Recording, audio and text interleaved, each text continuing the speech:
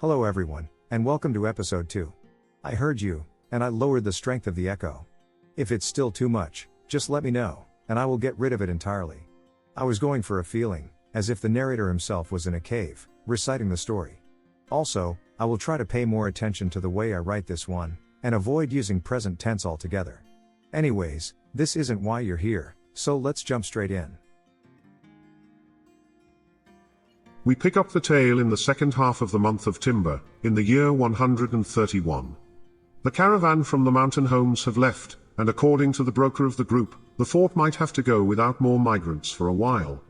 He overheard one of the guards escorting the traders, that those gems were one of the worst showings he's ever seen. And to be fair to him, they indeed were not the most sought-after stones. Still, the caravan master was happy with the offering, so all was not doom and gloom. Work continued as usual in the community. The masons were instructed to start cutting the raw stone chunks into blocks. The leader was eager to increase the amount of building materials available, and the best way to do that was making better use of the materials at hand. The rest of the dwarves were told to start piling the rocks into a pile near the mason's workshop. It was bad enough that the already tired stoneworkers had to go and haul their own materials around, so the least the rest of them could do is help them out a little.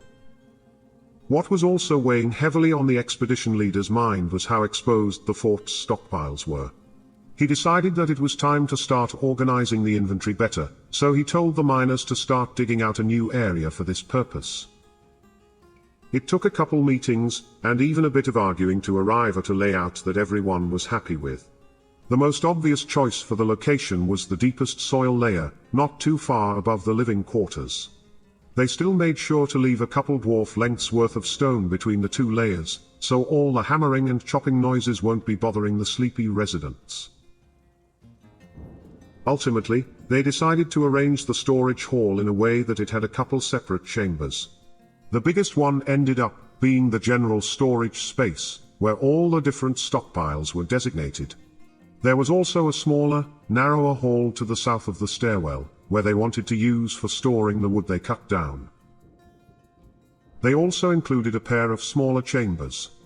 At first, the expedition leader wanted to use those for the more sensitive goods, like artifacts, and the truly expensive gems, but as the project progressed, those plans were changed according to the needs of the fortress. When the miners came back to the leader, saying that they finished the main hall, they raised some concerns about the size. One of them used to be a warehouse dwarf in the capital, and he wasn't sure the current floor space was enough. So the decision was made to expand it further.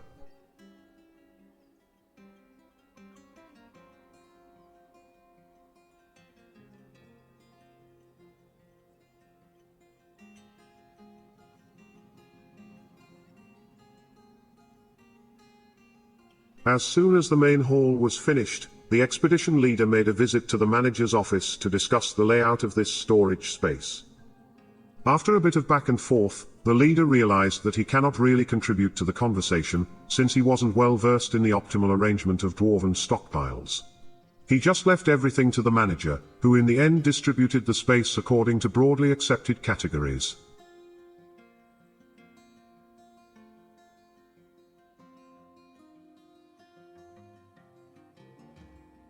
As it turned out, the warning of the old warehouse dwarf came true, as even the expanded space wasn't enough to accommodate all the different stockpiles. After the manager was able to track the expedition leader down, the miners made some quick additions to the main hall, in order to remedy the situation. To make better use of the space, the furnitures were moved to one end of the chamber, which resulted even more room dedicated to their storage. Given the size of these goods, they were always the hardest to manage. Dwarves couldn't just stash a bunch of cabinets into a bin, like they could with smaller items, like gems, or bracelets.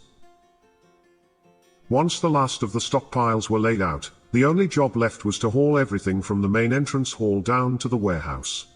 There were some noises of dwarves grumbling about it. They didn't like moving things more than they had to, but they understood the importance of this job, as they didn't want the fruits of their hard labor be stolen by kobolds, or other such unsavory characters.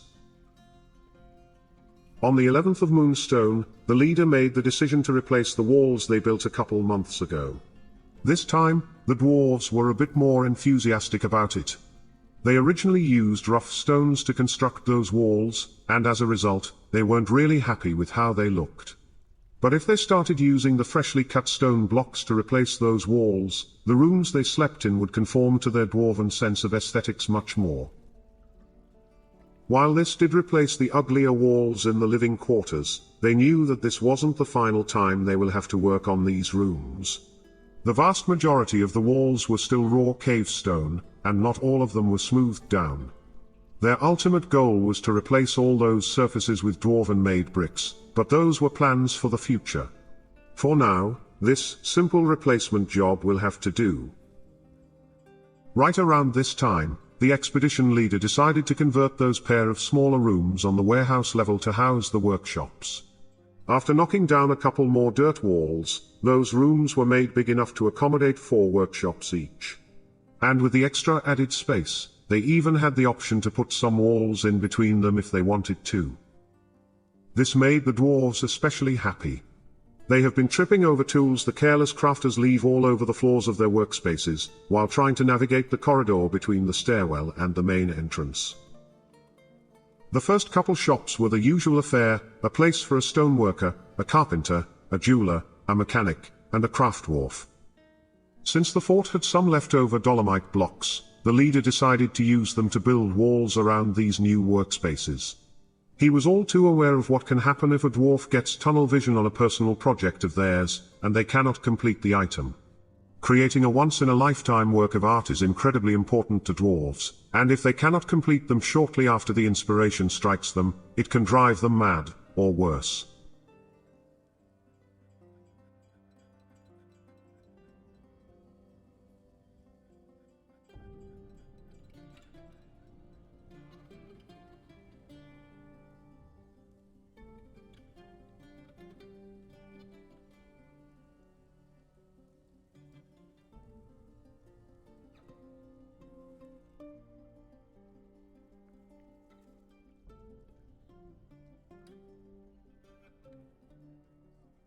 Once all the furniture got built for the tavern, the decision was made to start moving them down. Another important moment for the dwarves. Ever since they arrived, they had to sit on barrels and mine out chunks of stone while they had their dinners. With the addition of tables and chairs in the dining hall, they could eat their plump helmets in a much more comfortable setting.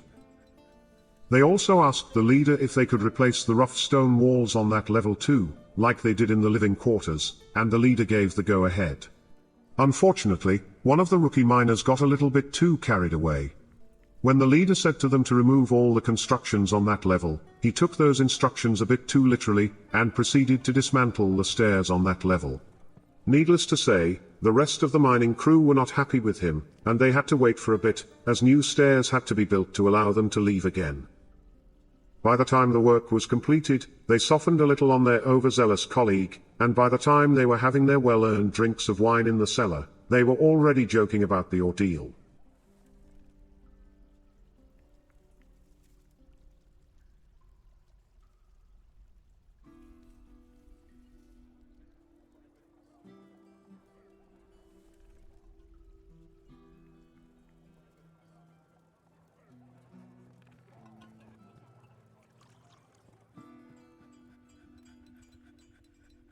With the new stairs in their place, it was time to start replacing those walls with those finely crafted dwarven bricks.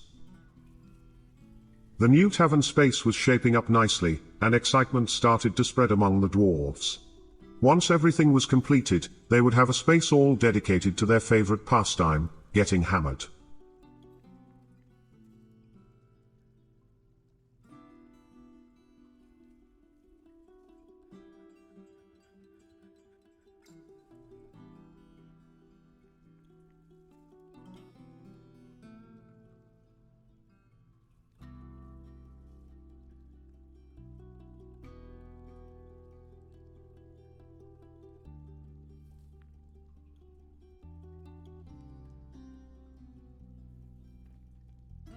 The walls of the temple were completed by the 20th of Opal, and the final touches were being made on the dormitory as well.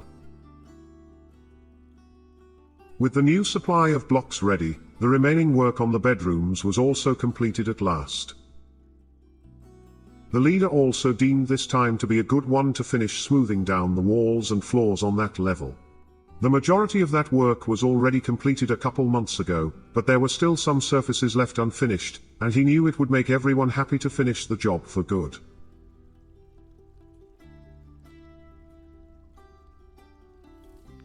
Near the end of the month of Opal, the miners were once again sitting idle, so to keep them busy, the leader gave them the order to extend the stairwell by a couple more levels.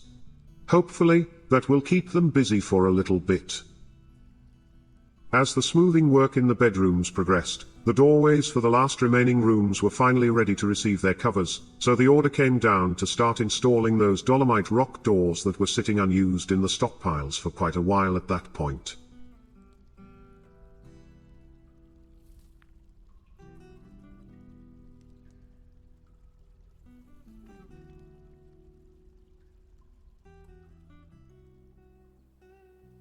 On the 4th of Obsidian, some loud shouts came up from the bottom of the stairwell. While the miners were extending it, they managed to break into a vast cave network. As soon as the hole was opened, the high-pressure air from down there immediately started blowing into the fort, and some of the miners reported seeing a fine dust in the wind.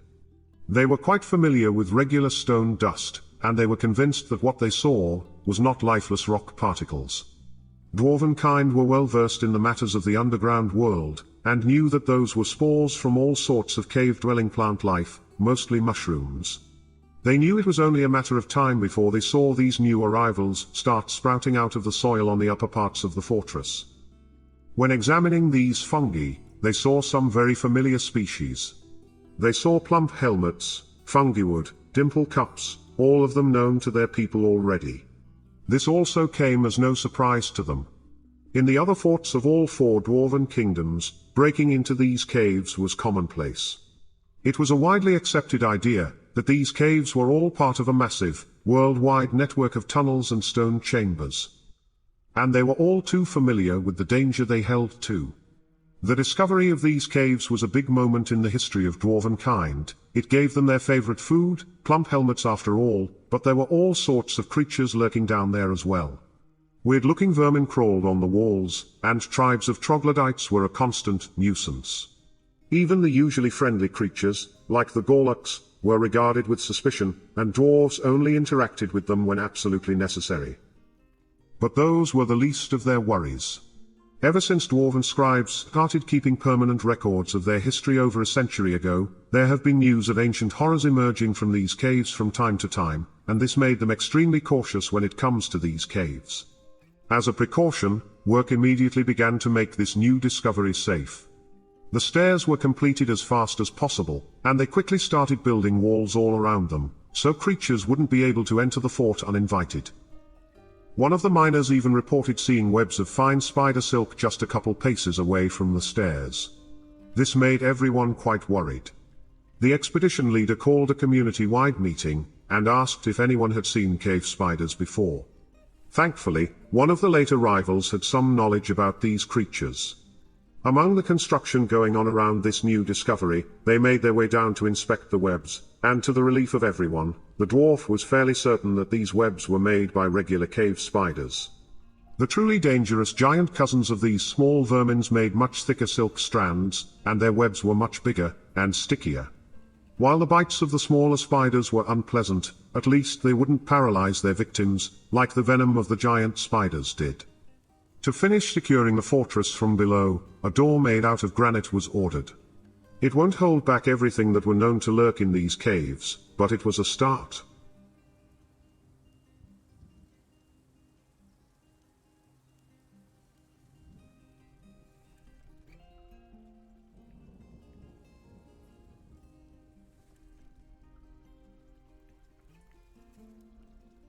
The locks were shut tight as soon as it was installed. Now that the immediate danger was averted, they quickly replaced the central pillar in the stairwell with the usual wooden construction, just for the sake of uniformity. Up until this point, all of it was made out of hazelwood, so they just kept using that to finish it. On the upper levels of the fortress, patches of fungi already started to appear. It all started out as small yellow blobs on the dirt floors. The dwarves knew it was only a matter of time before full-blown fungal growths started popping up.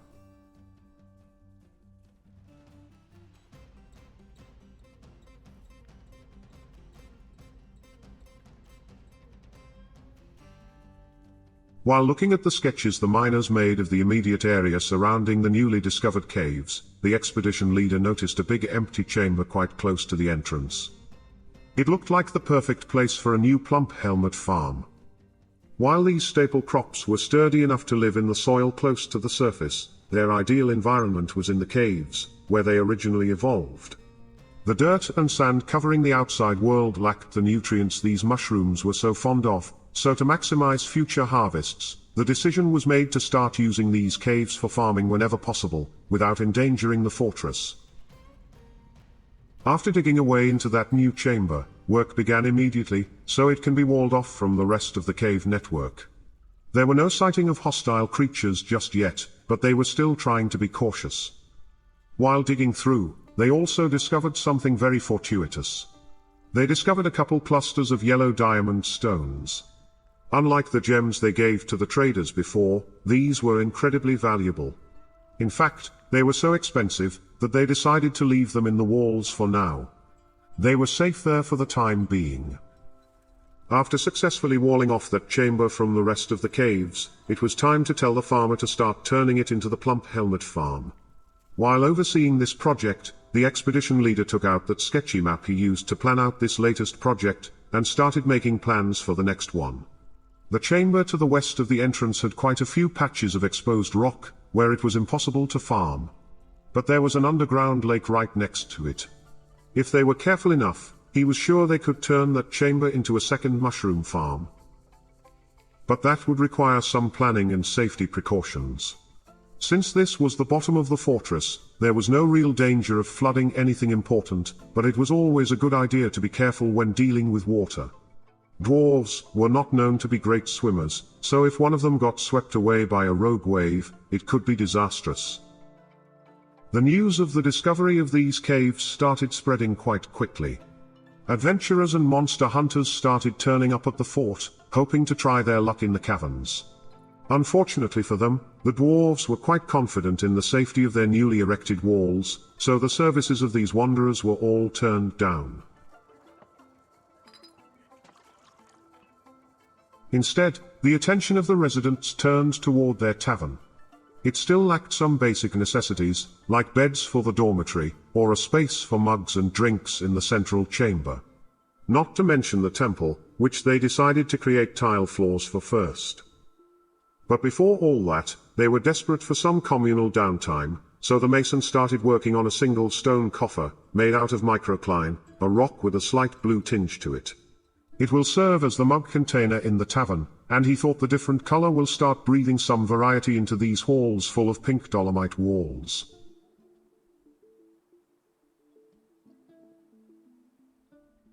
Next came the space for the booze. The far end of the main hall was the perfect place for this. When they had the time, they could even build some extra tables for this room, so they can sit down and enjoy a nice mug of dwarven wine, while watching others sing and dance, listen to stories, or to someone reciting a bit of poetry.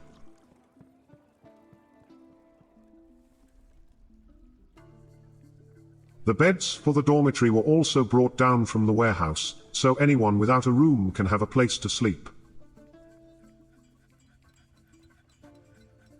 The manager grew concerned about the drinks in the tavern, fearing they wouldn't be replenished often enough.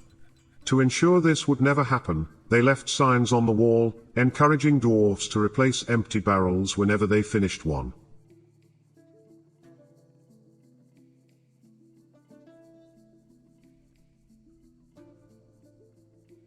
Next, their attention turned toward the temple. The dwarves had great plans for this space. They first started by smoothing down the different surfaces. The most important part of this was the walls, since they were planning on covering the floors with tiles. On the 19th of granite, the sad news came that the reindeer one of the migrants brought with them died. When they first arrived, they brought everything down with them into the caves, and then completely forgot about the poor creature. With all the excitement surrounding the new cave system, nobody noticed it getting thinner and thinner, until it was too late. This did remind the expedition leader that they still had the wood sitting outside. With all the workshops moved downstairs, this was a job long overdue. They also finally managed to get around to installing a pair of doors at the main entrance. For now, the quality of these were relatively low, but they were hoping that over time, they will be replaced with more ornate, better crafted ones.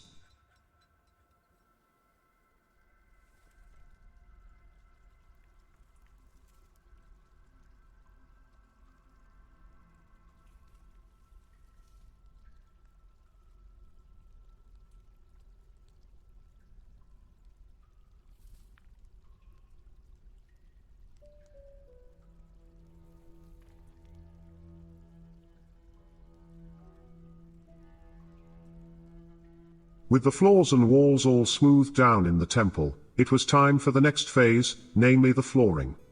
For this, they needed something other than the usual pink dolomite, so they can create something more interesting to look at.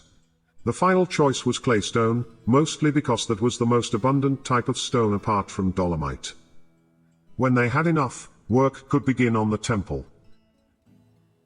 In the meantime, they had enough dolomite bricks to finish walling off the remaining spaces carved out for workshops. It wasn't an important task, but the leader knew it would have to be done sooner or later anyway, so might as well do it.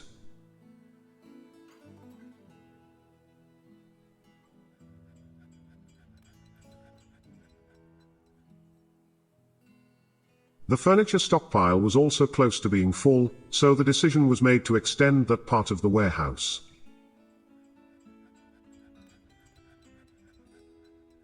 Shortly after this, a group of dwarves came to talk to their leader. They had come to complain about the lack of cups and goblets in the fortress.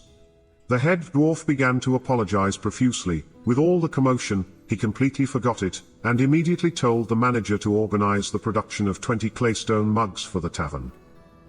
While taking a walk around the fort, he took a detour to grab a drink in the tavern, and as soon as he entered, the foul stench of rotting flesh immediately invaded his senses. Everyone was so busy doing other jobs, that nobody got around to picking up and moving that carcass of that dead reindeer outside. He took it upon himself to deal with it, and dropped the body outside, behind a hill, away from the entrance. Out of sight, out of mind. The stink still lingered for a few days, but thankfully, it didn't pollute the room forever. A couple dwarves did encounter it, which made them quite unhappy to say the least, but thankfully, it didn't turn into a bigger problem than that.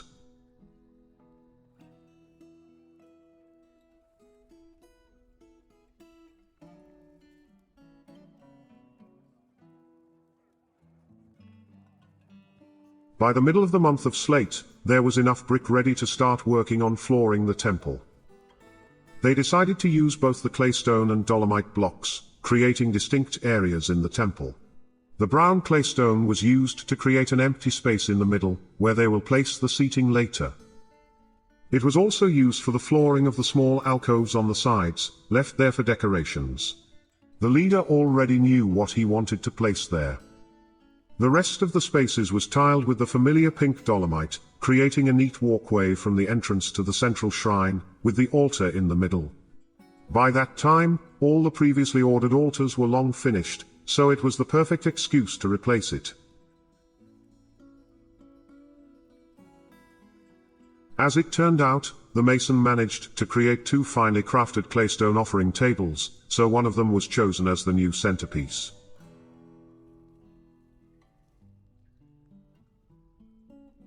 Apart from replacing the cave walls with ones made out of bricks, the expedition leader also wanted to fill the alcoves with statues, all depicting the 6 deities worshipped in their kingdom.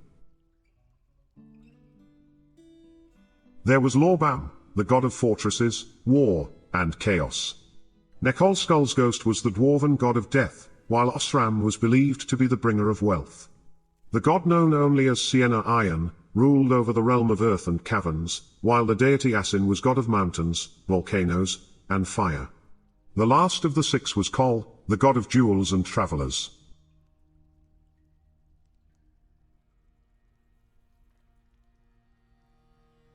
The temple already had 6 alcoves ready to receive these statues, so work began immediately.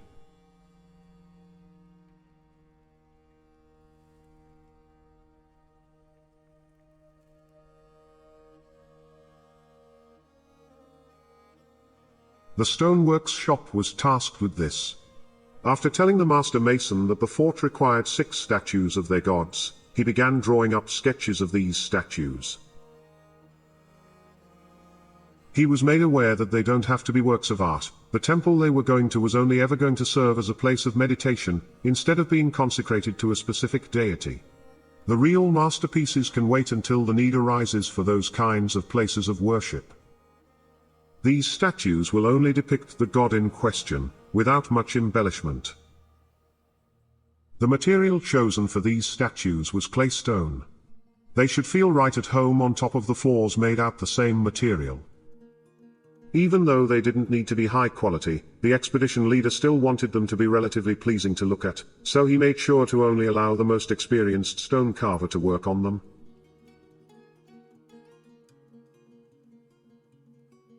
As it happened, this dwarf turned out to be Melville, the fort's manager.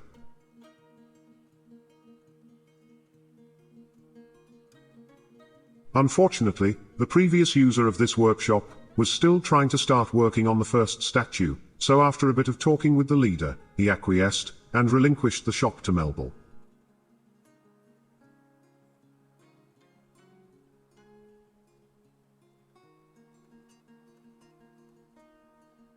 As for Melville himself, he needed his work assignments stamped by the manager. Good thing he was the manager, but he was still a creature of habit and custom, so he quickly drew up the necessary paperwork, signed it, and got to work on the statues.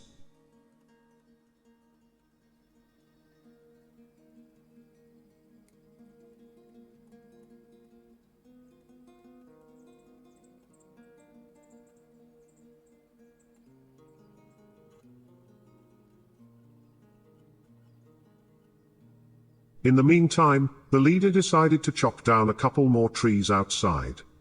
The stocks were running low a bit, so it was time to replenish. As the first statue was finished, the dwarves gathered around to take a look at it. It was a well-crafted image of Kol, the god of travelers and jewels. The next one to be completed was of the god, Asin, the god of fire, volcanoes and mountains. Unfortunately, this was where the workshop ran out of claystone. The expedition leader wasn't too surprised, since there was a big order of claystone mugs underway at the same time. No matter, he thought, all the necessary sketches were still ready to be used, so it was just a matter of mining more claystone to finish the job. Thankfully, there were quite a few levels left untouched, so they can be turned into quarries for just such an occasion. Since these statues were only decorations, the expedition leader decided to postpone the other 4 for a little while, until all other tasks involving claystone are completed. Still, the ones depicting Kol and Asin were already done, so there was no point leaving those in the warehouse to gather dust and mushroom spores. So the order was given to take both of them down to the temple, to be placed in their respective alcoves. And this is where we leave off for today. The dwarves of the fort, Diamond Versus, did quite a bit these last couple seasons. They managed to break through into the first cavern layer, and also did a good job making their life a bit more comfortable. If you don't mind, I will go back to the library to grab the next volume of this tale, so I can prepare for the next chapter. I hope to see you again then. Well, there it is. A couple mistakes were made, especially with the migrants. I really should have given more gems to those traders, but hopefully we can fix it the next time they come for a visit. I really hope to get into some light engineering in the next episode, mostly to cover that big empty space in the caves with mud, for some extra farming space. Anyways, thank you for watching. If you liked the video, then leaving a like and subscribing to the channel just might motivate me to make more. If you are more in the donating mood, you can find a link to my Ko-fi page in the description, where you can buy me a glass of water. I don't really drink coffee. Thank you for your support, and until next time, I will see you later.